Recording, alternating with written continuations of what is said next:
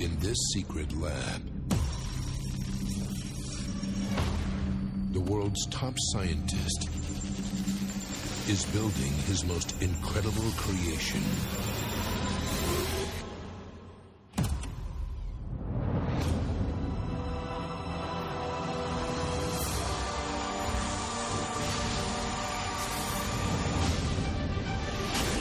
He has the most advanced systems ever created.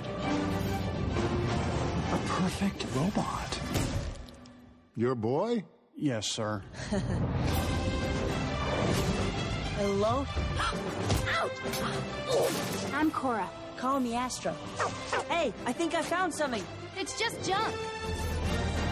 It's been dead for at least a century. The kid has hidden talents. You have no idea. Readings for the core off the chart. My army could use a robot like that. Mobilize all units. I want that thing now. What's with you guys? You got it, sir. We're coming home. You okay? Send in the Peacekeeper, now.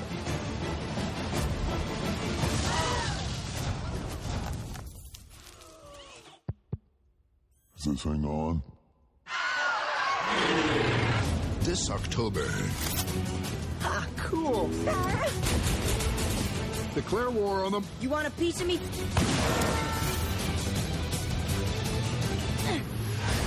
Who's driving? when the world needs saving, he's built for the challenge. I have to take care of this. Astro, no! Astro!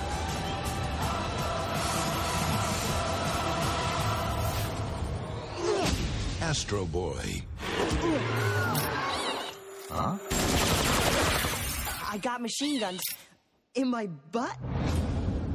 Hello and welcome to The Complete Works, an in-depth look into the career and filmography of Nicolas Cage. My name is Mike Smith. Joining me on this journey into the depths of true Cagedom is my friend, co-host, and fellow Cageaholic, Mike DeCriscio. How you doing today, Mike? I am doing well. It's another wonderful day in the frozen hellscape that is the Northeast of the U.S. Yeah, did you get a lot of snow near you today? Not too bad yet, but I think I might be snowed in tomorrow. Okay, we'll see. That's what I hear is probably coming for me today, tomorrow night. I didn't get any snow today. I was surprised because I was told I was going to get like between 1 and 25 inches of snow. Yeah, you'll get more snow than you've ever seen in your life. Maybe. Or nothing will happen, is basically what it is. So I think we're looking at probably being snowy tomorrow, but this isn't a weather podcast, Mike. This is a movie podcast. So. Wait, what? You tricked me. I did. I tricked you. It took us 54 episodes to pull the wool over your eyes.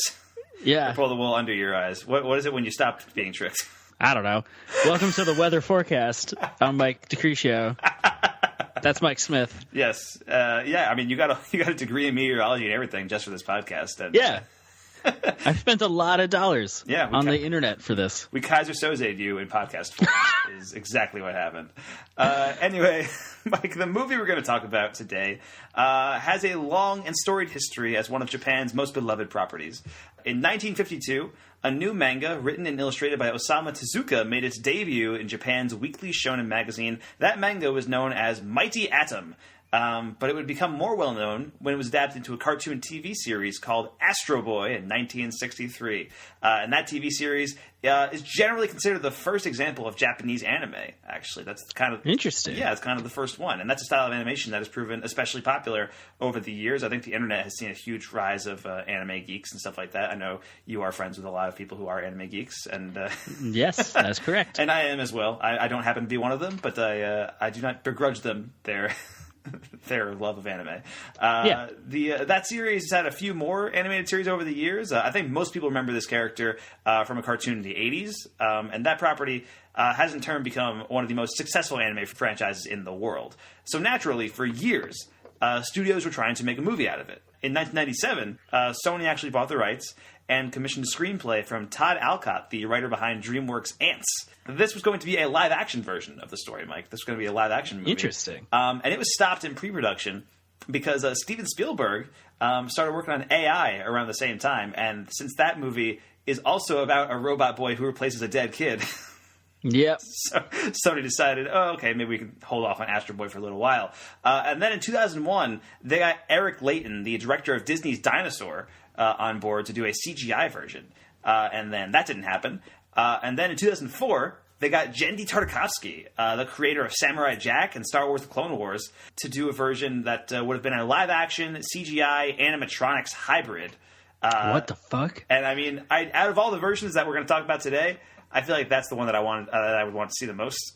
Yeah, definitely. Yeah. But Tartakovsky ended up leaving, and the rights ended up with Imagi Animation Studios, a Hong Kong-based company that struck up a deal with Warner Brothers to distribute 3 movies. And those movies included 2007's TMNT, the CGI Teenage Mutant Ninja Turtles movie that came out. There was a movie based on an anime called Gotcha Man that never went anywhere. And finally, the movie we're discussing today, 2009's Astro Boy. So, do you remember when Astro Boy was coming out in theaters, Mike? Do you remember seeing this trailer anywhere or anything like that? I think I remember probably posters or seeing somebody on Regis and Kelly or whoever it was at the time or one of those shows. Yeah. Promoting something. Yeah. So I remember it being a big deal that it was this beloved property or anime from Japan, and it was a big deal that it was coming to American audiences and in this form and all this stuff. But I don't remember any specifics about it. Okay, yeah. Well, I think the first thing you'll notice about Astro Boy is that the cast is nothing short of insane. Truly nuts. I texted you when I was watching the movie, and I'd be like, okay, so this starts with an opening credits crawl of all the cast members, and you're going to freak the fuck out at every single name that pops up in this. And you're mostly correct. I did. Yeah, so Nicolas Cage, of course, is in this movie. That's why we're talking about it. He plays Dr. Bill Tenma, the father of Astro Boy, who is voiced by Freddie Highmore, who at this point was known for his roles in Finding Neverland and Tim Burton's Charlie and the Chocolate Factory. But today, he's much more well-known for playing Norman Bates on Bates Motel, the TV show. And he has a new show on TV now called The Good Doctor, where he plays the titular Good Doctor. I remember seeing commercials for that show, The Good Doctor, and people would tell me, I'm excited to see The Good Doctor. And I would be like, I guess that's kind of interesting. But, if he's a good doctor, then, where's the conflict? Yeah. It's just like a slice of life drama about a guy who's just a doctor and is good at it. Exactly. He does his Nothing job ever and gets happens. out. Clocks in, clocks out, 9 to 5. Yeah. Just a regular old doctor. Anyway, Kristen Bell is also in this movie, and she's on The Good Place, which is separate from The Good Doctor.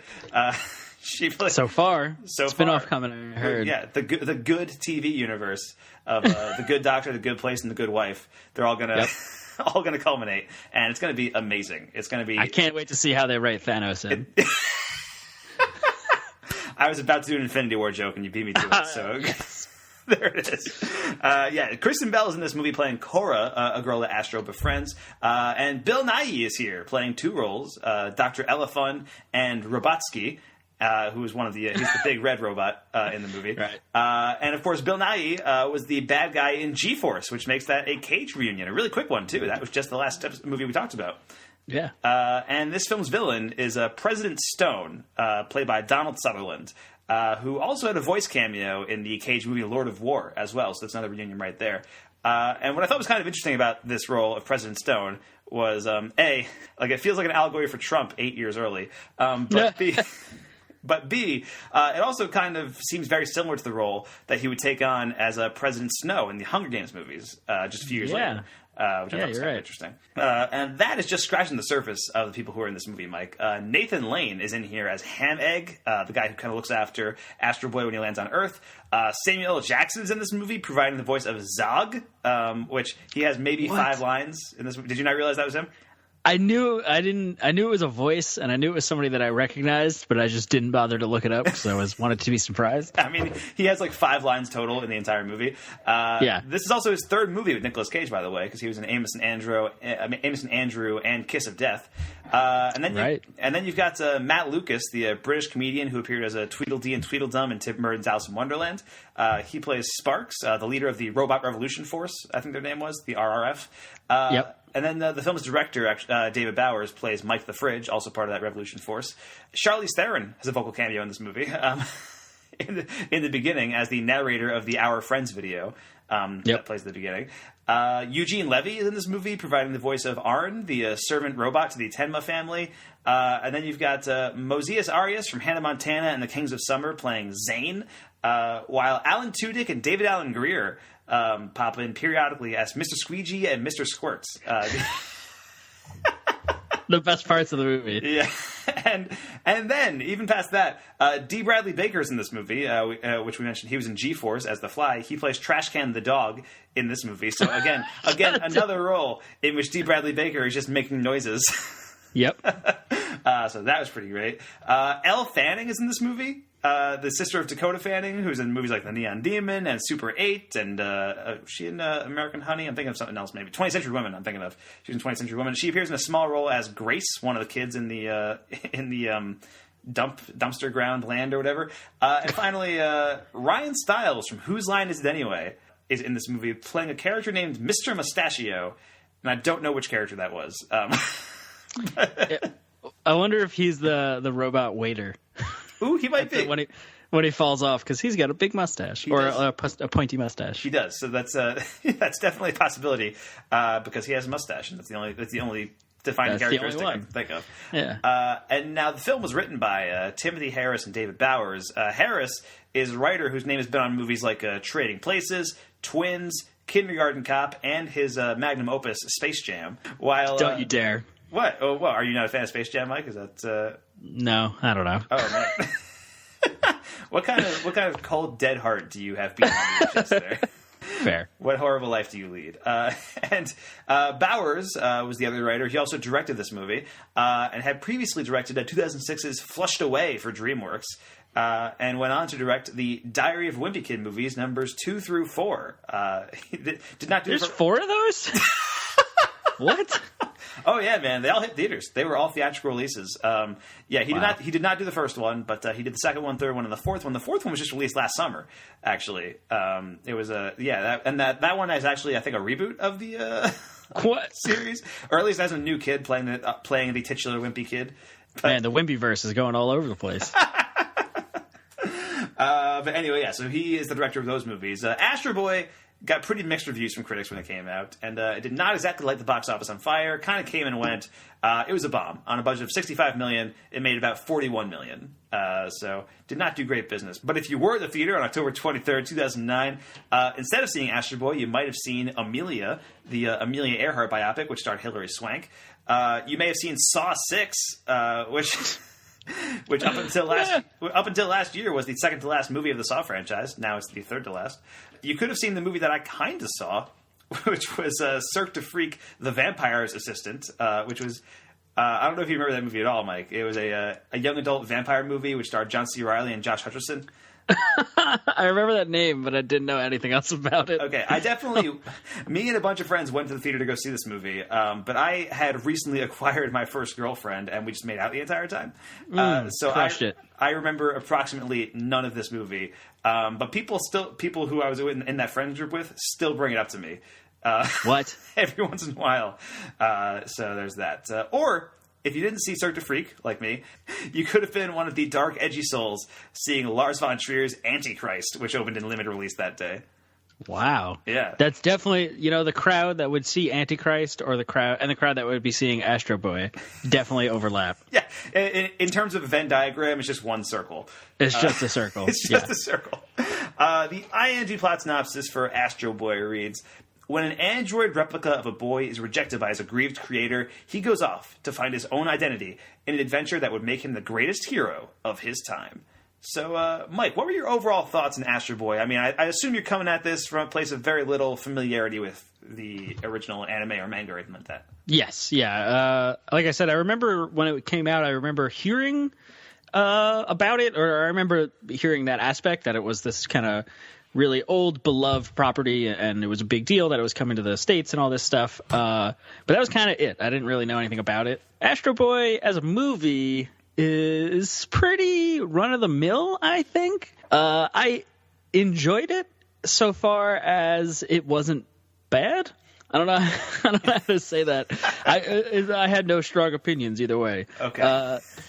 It was fun. Nothing really struck me a whole lot. I don't have many notes other than, wow, this cast. So when that happens, I feel like it's a movie that I just kind of I looked at my screen for 90 minutes. Like nothing really grabbed me that much, but it wasn't a painful 90 minutes like some of the movies we've talked about. So it's got that going for it, I guess, which is nice. Yeah. I will say, I had a surprising amount of fun watching Astro Boy. I thought this was a pretty solid movie. It's not great, but I think it's a much more thematically complex movie than I figured it would be. I think there's a lot going on in this movie, and a lot of it feels ripped off from other movies. When it first starts, I was like, "Oh, this is just WALL-E. This is WALL-E that we're watching." Right. And it kind of evolves past that, and it kind of turns into more of a traditional superhero origin story. Right. But there is a lot of stuff in this movie that I felt like I don't see a lot in kids' movies, and particularly with Cage's character. I feel like there's a lot going on with that I'll talk about in a minute. But I think Astro Boy has a lot of stuff under the surface that makes it more enjoyable for me. I don't know how kids would react to it. I feel like there's enough fun stuff in here, but like there's some really dark stuff going on, especially in the first 20 minutes. And it makes me wonder like how old a kid should probably be if they're going to watch this. But as somebody who is 24 and and spends his Tuesday nights watching 90-minute kids movies featuring Nicolas Cage in them, I had some fun with it. Yeah, most mid-20s people do that, right? That's not weird. That's what it is. Yeah, so I enjoyed the movie. I thought it was pretty good. I think of the voice cast, who was the most surprising addition of this cast to you? Like who did you not expect to see or hear in this movie? I guess I mean Kristen Bell, which seems weird. It just seems like she's having such a moment now. Well, Kristen Bell is in a lot of voice stuff. She is, yeah. She's also in Frozen, right? But this is before all that. So, yes. So I don't know. That's sort of where my mind was like, oh wow, look, she was doing that then. Also, good for her. I think for me, the most surprising voice was Charlize Theron. Yeah, I guess that's true too. Which that's a much smaller role. It's only she's the narrator of the "Robots Are Our Friends" video in the beginning. Our friends, the robots. Robots do our shopping.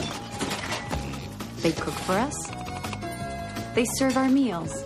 They take good care of us. They even do the really important things, like reminding us to call Mom on her birthday. Whether it's raising our children, building our buildings, taking care of our city, or making sure we're all fit and healthy, for these guys, no job is too big. Or too small. Plus, robots do a lot of the things that, frankly, we just don't want to do anymore. Oh no! Don't worry, folks. That street will get cleaned. The best and brightest of them get picked for the more exciting tasks. This lucky guy is starting the first day at his new job. Our friends, the robots, help us. Thousands are created every day, and thousands are disposed of in the great unending cycle that sustains life in our great city. Thanks for everything, guys. For the first 45 seconds or whatever. Yeah, and it's a pretty funny video. It kind of like sets the tone of the world up pretty well. That's where you kind of get like, this is WALL-E. Right. Yeah. But there is like I think a sort of satirical edge to it. Like it's saying like, oh, and we're just gonna have the robots do whatever humans don't want to do, kind of thing, and like, and it has this like sort of a 1950s nuclear test video. You know what I mean? Where it's, do you know what I mean though? Yes, yeah. It's like this very pleasant thing, but it has like this very kind of dark underbelly that nobody's really acknowledging, where it's like, it's acknowledging that like robots do everything for you, but we also scrap them when we're done and like toss them into a garbage heap on the surface world and that kind of stuff. And yeah, I mean, we watch, she says something along the lines of like, the robots do the jobs, even the jobs we don't want to have to do as humans. Yeah. And it's like a robot sweeping a street and he gets hit by a car and shatters. And another robot comes and sweeps up the shattered robot. Like, that's some dark shit. Yeah, there's some dark shit going on in this movie, and I kind of like that. I like some darkness in my kids' movies. Who doesn't? When it's built in well, like, you know what I mean? Right. Because I remember when we talked about the ant bully, there was some dark shit going on in that movie. Like there was, that decapitated head joke. But the thing is, the dark stuff in the ant bully feels like it came out of nowhere, right? But the dark stuff that happens in this movie feels like it's there from the very beginning, and it feels like it's very much a part of that world. Yeah. It's not the teenager slingshotting a gerbil into a python cage like in G-Force. Yeah, exactly. Exactly. Now, what did you think of Nicolas Cage in this movie, Mike? He plays Dr. Tenma, Astro Boy's father, and I think it's one of the most prominent roles in the movie. Actually, he's credited as in the credits that happen at the beginning of the movie. It comes up with all the names, and then Cage gets credited last with "and Nicolas Cage as Dr. Tenma." So he gets like the big reveal, like, oh, and Nicolas Cage is in this movie. This is very exciting. Ooh. I think he does a really good job, especially in the scenes where it's, Dr. Tenma kind of dealing with the grief and trying to like have Astro Boy replace his son in that part of the story, right, where he's trying to be like show his son all these books that he never read to him, and they're all dust covered, and he's trying to pretend that he read to him and all that stuff. Right. Like that was some intense shit happening. Dr. Tenma is really kind of a tragic character. He has lost his child, Toby, and wants to bring him back using his science, his knowledge in robotics and in physics and nuclear energy, and he feels he can rebuild his child. But it's the same thing that I think I talked about when we talked about G-Force, where it's just Nicolas Cage's voice coming out of this character. And he's like, at least in G-Force, he was doing a voice as Specs, but everyone else was just using their normal acting voice because they're just acting. And so that kind of took away from it a little bit, just for me, just because that's like my weird personal thing, I guess, with animated movies now. Okay. But otherwise, like, I think he's still giving a good performance. I think he manages to do a lot with the darkness that his character has to convey in a kid's movie. Yeah. So just to be clear, I don't think we've ever actually described what happens in the first 20 minutes of the movie. In the first 20 minutes, we're following this character named Toby, and Toby is Cage's son. And Cage is like this brilliant scientist who works for the government. There's a meeting with the president, and there's this dark matter kind of overload or whatever. And Toby gets killed in this explosion, and it's mostly the president's fault, or it's entirely the president's fault, really.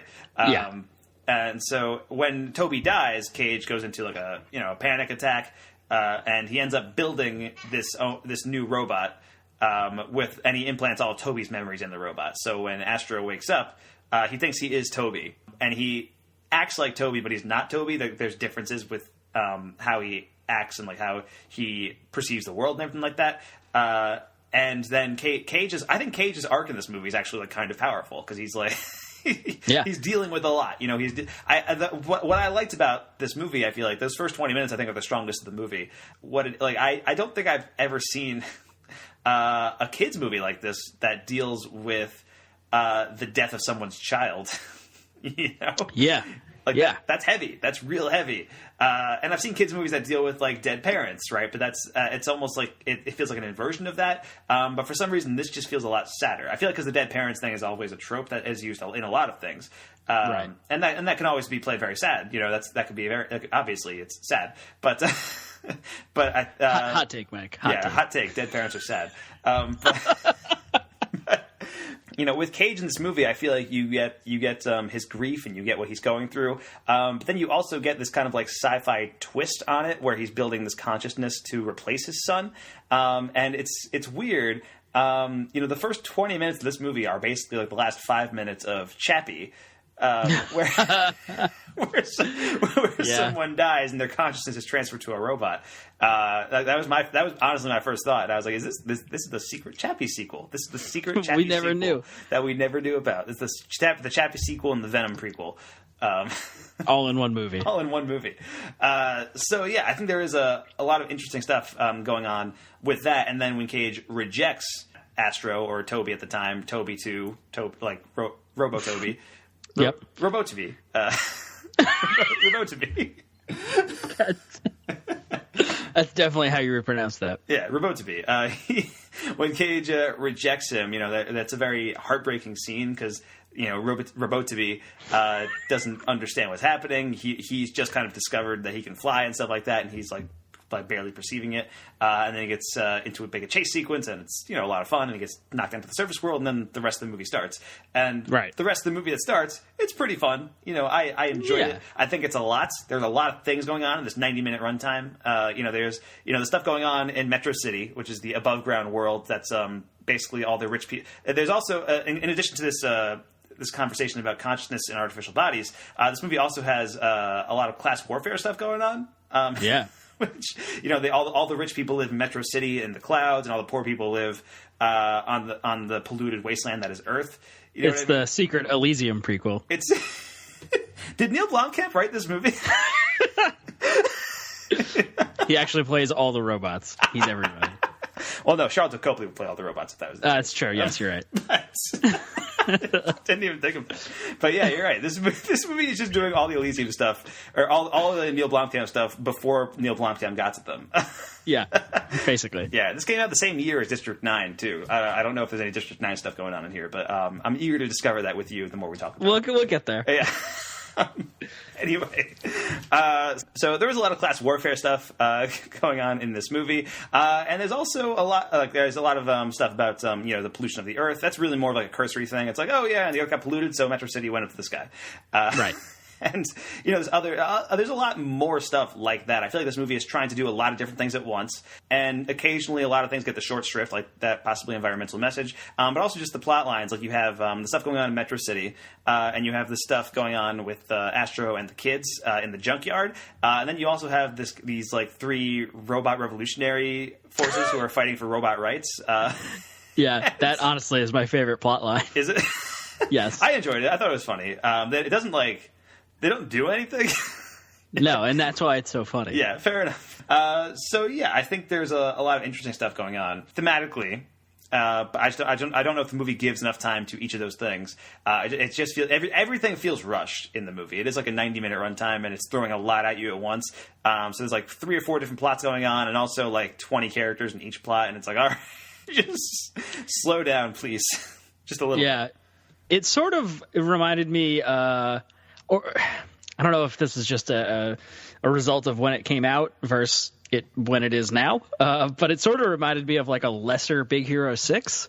Yeah, not that Big Hero 6 has as many like important quote unquote capital I things going on, like class warfare and all that stuff, and artificial intelligence and all that. But it's just sort of reminded me that that kind of superhero origins, kid accidentally discovers its power, gets powers or whatever. But I don't know. I just kept making that comparison the whole movie and how much I'd rather just be watching Big Hero 6. So yeah, I mean, to be fair, I think Big Hero 6 is a much slicker movie, and it's probably a much more well-made movie. I feel like this movie tries to do a lot of things with that, but it's also trying to be a pretty fun kids movie at the same time. Right. And it also does not have the greatest animation in the world, which I think hurts it. It is a budget. It's a budget of $65 million, which seems kind of small for a big CG movie of this size, and it's basically like, I mean, it's an independent studio. Basically, it was Imagi Studios who got it distributed by somebody else. But still, it does feel like it's a little bit cheap, or at least a lot of the money in that $65 million budget must have went to the voice cast. Right, because again, it is massive. It's a massive voice cast. They got Samuel L. Jackson for 5 lines in this movie. Yeah. But he's actually like a giant anime nerd, so like he might have done it for cheap. Yeah, maybe. Yeah, you never. Which is hilarious. But anyway, yes. So how does this role fit in with the roles that you've seen Nicolas Cage play in other movies, Mike? What do you think? Well, it's a natural no. I think it's interesting to see him go. Cage's kind of trajectory so far, or where it currently is, right? Where he's now going into animated kind of family roles. I mean, he'll come back to that much later. Maybe not much later, but in many episodes, because he does a bajillion movies between this and The Croods, I think. Right. Although actually I don't think it's that many. But yeah, it's interesting to see him be doing this, right, where he goes from big Hollywood leading action star to kind of leading man. He's still in that kind of role, and in this he's kind of taking a back seat a little bit, and G-Force also, but trying to also cash in on these sort of big studio movies, right? Yeah. And just knowing where he's gonna go, where he's going to end up in this just direct-to-DVD, as many action movies as we can make, or direct-to-video. Yeah. It's interesting to watch him teeter on the precipice right now. Yeah, fair enough. I do think this is easily the best of the Cage voice roles, in my opinion. But Specs, though. Yeah, no. Well, I think he probably gives his best performance as Specs. But I think in terms of the movies as a whole, there's a Christmas Carol, Ant Bully, and G-Force. I would say Astro Boy. Yeah. Astro Boy is the best of those four. Also, I mean, Cage plays a scientist in this movie, and he did play a scientist once before, Mike. Lest we forget Dr. Stanley Goodspeed. Who could forget? In The Rock, man. And I think he plays a much more competent scientist in this movie than he does in Yes. The Rock. Although, you know, he's a very competent scientist in The Rock. He's not a great field agent. Let's throw That's all. Yeah. Yeah. Give him credit where he's due. But. Exactly. Yeah. I mean, he does defuse a bomb in the opening minutes of that movie. So, you know, credit where it's due. Now, are there moments or scenes in this movie that stood out to you, Mike? Anything that you wanted to bring up? Yeah, they mostly revolve around I think it's the Peacekeeper or Peacemaker or whatever they call the new giant robot that's like that they're going to the meeting with the president about in the beginning. Where that scene particularly where Toby dies, because that's some horrifying shit. In the long history of horrifying shit happening in children's movies. You know where Bill Nighy's character, the doctor one, the human one, introduces this kind of idea of like this positive and negative force, and one is like everything that's evil sort of, and one that's everything that's good, and they want to put the good one, right, so it could go down to the surface in this robot and like I think clean up everything and like depollute stuff. But the president's like, no, I need a war because I got an election coming up, and he makes it take the evil one, and of course, spoiler alert, it goes bad. And Toby gets fucking like disintegrated. He says he's not even there anymore after the big flash happens, the big explosion or whatever. But I wasn't expecting that. Yeah, fair. And I think this movie does have, you know, when I was looking through like Netflix and Letterboxd reviews, some of them were decrying the movie for having a political agenda, which whatever. Wow. But I think this movie is critical, specifically probably of George W. Bush. You know, that would have been the time period for this movie. This came out in 2009. So Bush had been president up until 2008. And, you know, I think there's a lot to analyze with President Stone. There's a lot of parallels to draw between him and Donald Trump now. But there's, you know, interesting stuff going on. Like, I mean, you could analyze it that, you know, he keeps going after the red orb, which is the color of Republican side, not the blue orb, which is the Democrat side, if you want to get, like, you know, English major about it. But yeah. Which... Spoiler alert, I always do. Exactly. Or I mean, it's also, you can put it in Star Wars terms, too, because blue is the good in Star Wars and red is the dark side. Right. But you know, he's like a lot of lines in the movie that just like feel like, oh, wow, this is very on the nose. There's one part, and this isn't on the nose for Bush, this feels on the nose for Trump, where he's like talking to Nicolas Cage character, and he's like, you can ask any of my wives. It's all about values or something. It's like, all right. Yep. But I think my favorite thing about this character is towards the end of the movie, after he's been absorbed into a gigantic robot and tries to start destroying the town, you see one of his political rallies or whatever, and there's a big banner in the rally, and the banner says, "It is not time for change." Yeah. Shit's it's scary. Yeah. Some of that was scary. Yeah. So I did think that was interesting. I thought Donald Sutherland was like, I think he was giving an okay performance, but I feel like his voice just didn't really match with the character design of that character. I don't know if you felt the same way. It just felt like a disembodied voice coming out of a character's mouth to me. It didn't really feel like they matched well together. Yeah, I agree. It wasn't on the level of Bruce Campbell as the mayor in Cloudy with a Chance of Meatballs. Sure. Which, weird pull, but that's where my mind went. Yeah, all right, that's fair. It's a similar character, similar type of thing. What did you think of the stuff with the kids and the scrap heap, Mike? What about that plot line that was going on? That was weird. mostly because it was all just to set up, to question Astro's humanity, even though he's a robot, right? All that, have that whole theme come back. But to set up the big, like, robot gladiator match stuff was real weird. Yeah, it turns into Thor Ragnarok for a few minutes. Yeah. But it was okay, I guess. I don't know. It didn't, nothing really, that segment didn't really grab me a whole lot. I don't think I was very interested in it. I think I was more interested in Astro fighting in Metro City, or is that what it's called? Yeah, Metro City, towards the end. Yeah, but I get the point it had to serve, right? We have to bring up all the hashtag themes. Right, some hashtag themes. I mean, I think, Ham Egg, which is Nathan Lane's character, he's a fine villain, I guess. Yeah, sure. He, I did like that gladiator combat sequence, mostly because when Zog shows up, Samuel Jackson has his first line, and it's the most badass line in the entire movie. Stop! The laws of robotics! You can't hurt a human! It's been that way for 50 years! I'm old school. Old school, and then he crushes him. Goes to crush him. He goes to crush him, and it looks like he does it for the movie makes you think he did it for a second, and I was like, "Holy shit, that's amazing!" But then Astro saves him, and it's like, "Oh, all right, fine." Oh, fine. But it was pretty badass. I was pretty happy about that. But yeah, I think the action in this movie is, generally speaking, a lot of fun. I think I had a lot of fun watching the action sequences. The gladiator stuff was fun, where he's fighting a bunch of different robots at once. There's the first chase sequence in the beginning where he's being hunted down by the president's guards or whatever.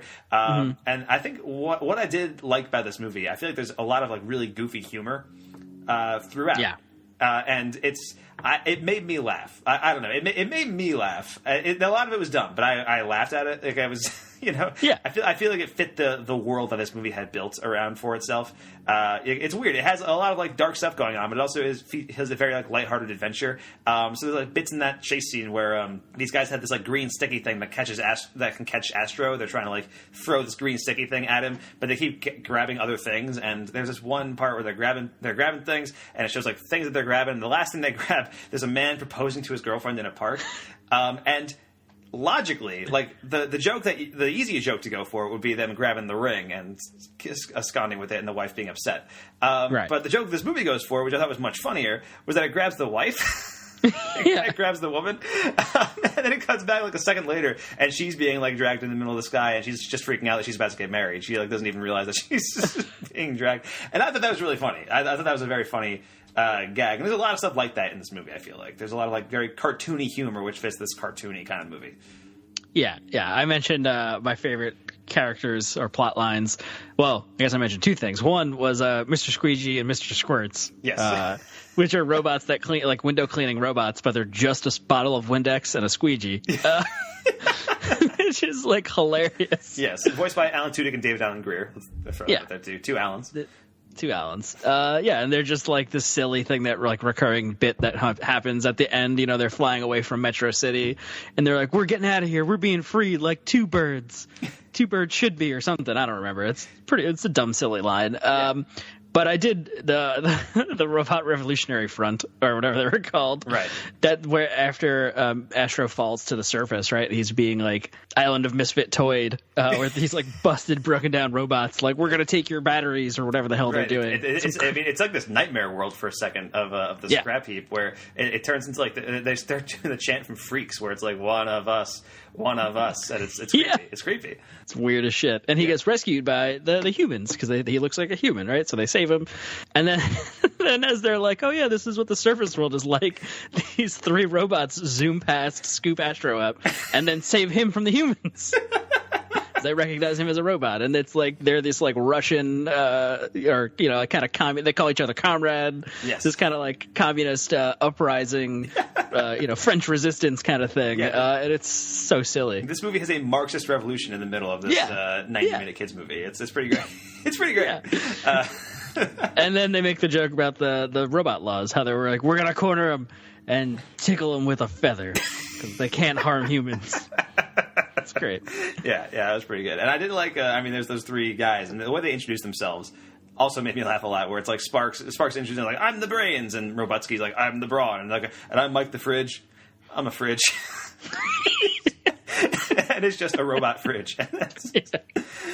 Yeah, it was good. It was funny stuff. It's funny stuff. And there's a lot of stuff like that. There's one bit right before the gladiator battle where Zog is entering the arena, and his opponent is being coached.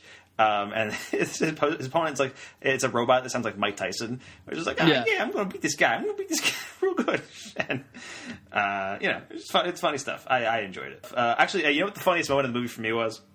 What's that? It was the moment where, Astro, like Trash Can, the dog, knows that Astro is a robot, and he keeps trying to get Astro to tell like his friends that he's a robot too. And Astro's like, I'm going to do it, once they, are cool with me and stuff, like once they're used to me.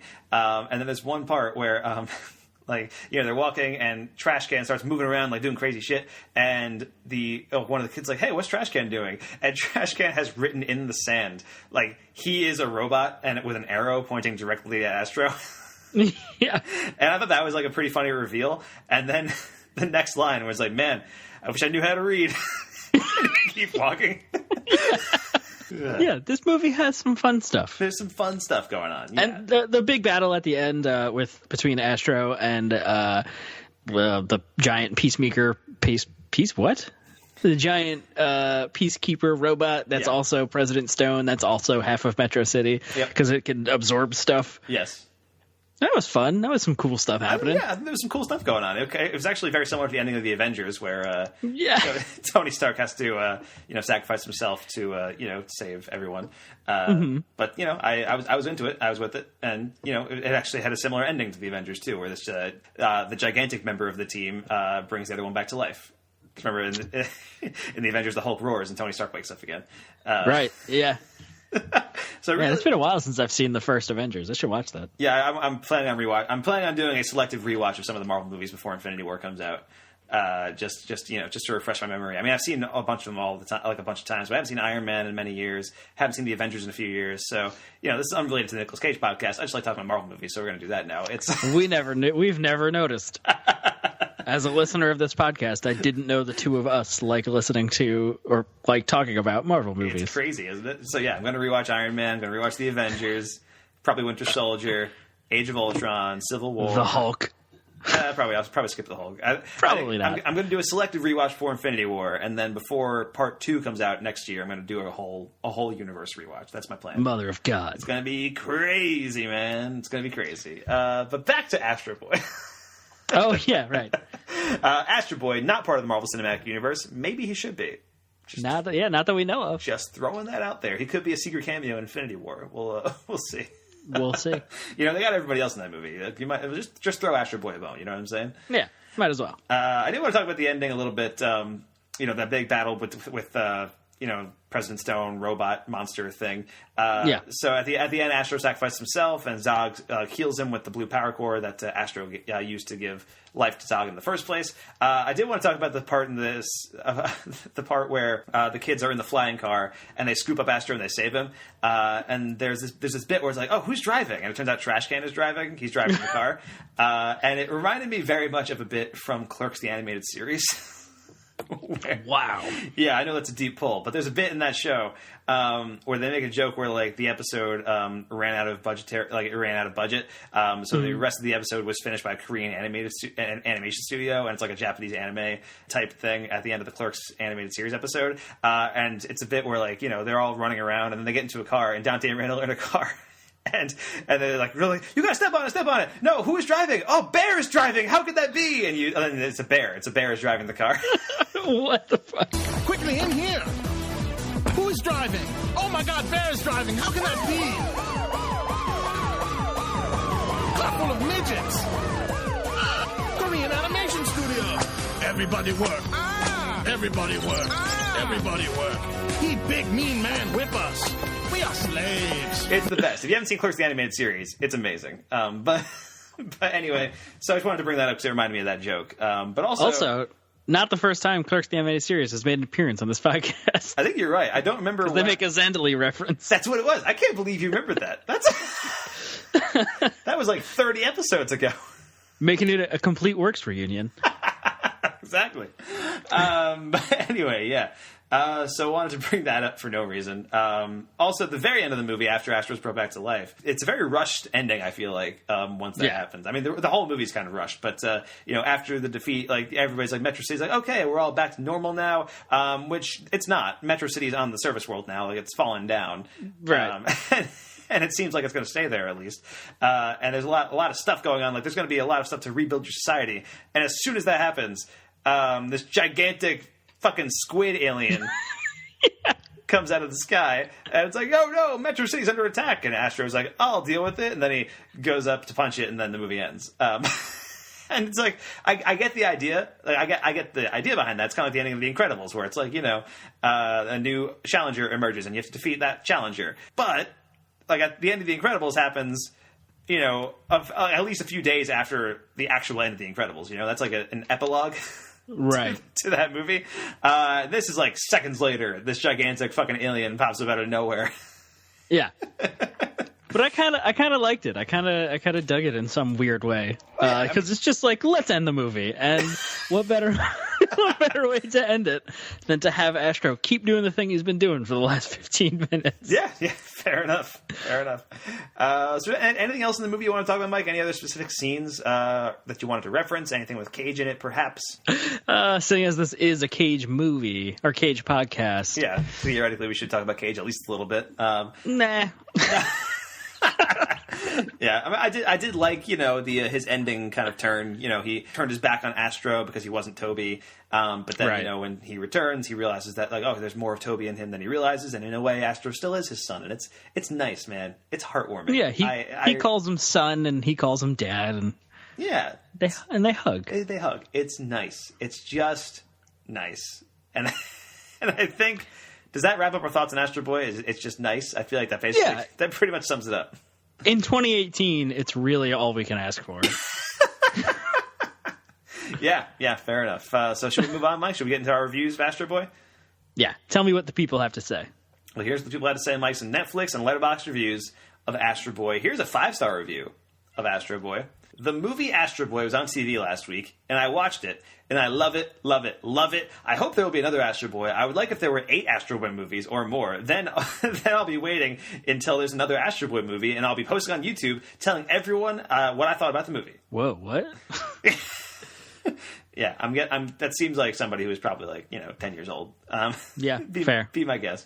Here's another 5-star review of Astro Boy, not from 10-year-old. Recently, I've watched Toy Story 3 and Up, neither of which were as entertaining as this film. I wish I had seen it on a big screen. 5 stars from this 60-year-old kid. Wow. This person out hot taked you, Mike. I know. I like this review because I picture like this 60-year-old man watching Astro Boy by himself. And being like, yeah, and throw popcorn around. Fuck yeah. Go, Astro, go! All right, here's some Letterboxd stuff. Here's a 3-star review of Astro Boy. Saturday morning viewing with the kids, I particularly like the scene in the arena where Astro Boy says he is not going to fight and then proceeds to destroy any robot that enters the ring. Yeah, that's a good point. Yeah. That's fair. I mean, he didn't really have much choice. The robots were attacking him. It was defense. It was defense. Here's a 2.5-star review of Astro Boy. In the first 15 minutes of this movie, a 13-year-old is accidentally killed, purposefully resurrected as a robot with all the child's memories, and summarily and cruelly rejected by his own father. So, if you're watching this with really young children, you might have a difficult time tap dancing around all that. That being said, it's a fairly benign film and is relatively entertaining. As an additional observation, this movie has a terrible smoking or not smoking joke in it. Like, it's such a lame joke, it can't be for parents, but considering this movie came out in 2009, I can't imagine a child at the time would have had a clue what they were even referring to. Was that joke really so precious to the writer that it had to be kept? I gotta say, I don't remember what smoking or not smoking joke it was. I feel like that. It possibly is Mr. Mustachio when he falls into the hellscape that is the movie Freaks, and all the creepy robots come out. One of them is like a French waiter, and he says like, "Oh, thank you for joining us, smoking or non-smoking." Or some like, I don't know, it's real weird. Okay, that's probably what it is then. Yeah. In that case, that seems like a really inoffensive joke. I don't know why this person hated it so much. Here's a 1.5-star review of Astro Boy from Letterboxd. Oh, wow. Why did I decide to watch this movie? I think I wanted something uplifting, and what could be more so than an animated kids movie, only this isn't. It's bleak and awful. Maybe I'm just too old to appreciate it. I can't sympathize with any of the characters, except maybe the father, but he's insane due to grief, so I don't know what this is about me. The whole junkyard family thing was cringeworthy because who thought it was a good idea to stick an old man in a house with a gazillion kids? Creepy and, yeah, really awkward. And what's up with the robots are just like us movies? Why the indoctrination? Is there a revolution on its way? Is there something I should know about? Because they're not like us. They're heaps of junk.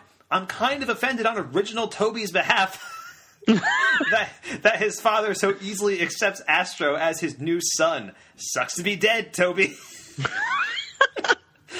It might have worked had it been a pretty movie, but it isn't. Visually, it's kind of crappy, actually. Also, holy crap, such blatant political agenda. No thank you. I'm not even going to ask why Astro Boy's got machine guns in his butt, or why he's now doomed to forever fight crime in nothing but his underwear. That's a good point, actually.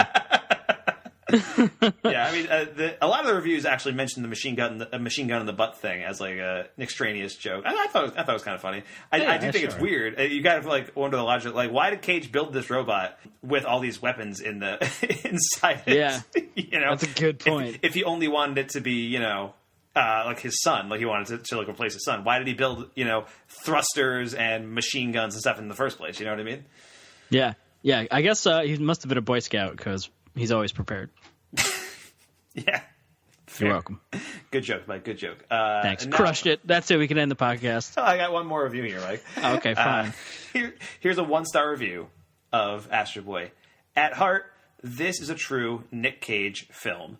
Only God Cage could bring his son back to life as a robot through advanced scientific processes and then teach him the limits of the universe by ordering him to read 4 complex philosophy books. Of course, young Toby ignores his recommendation. Who needs Kant when they have Master Cage?